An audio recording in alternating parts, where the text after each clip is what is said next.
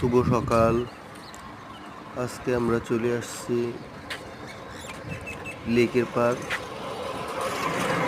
এই ভাস্কর্যটা অনেক আগেই তৈরি করা হয়েছে, 1981 সালে নির্মিত এই ভাস্কর্যটা চাঁদপুরে লেকের পাড়ের উপরে অবস্থিত।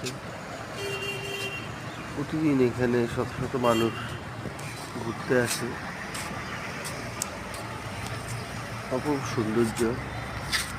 এই পুকুরটার চারপাশে ঘাট বাঁধাই করা। এটার উপরে উঠে সবাই আড্ডা উঠে দেয়, প্রাণবন্ত সময় কাটায়।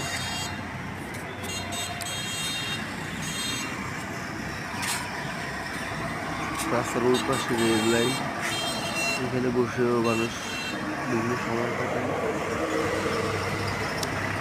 লম্বা প্রায় 70-75 ফুট, প্রস্থে 10 ফুট।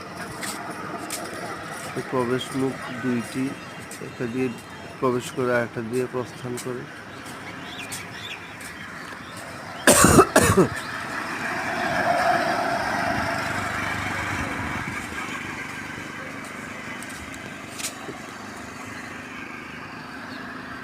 খুব সুন্দর, দূর থেকে দেখলে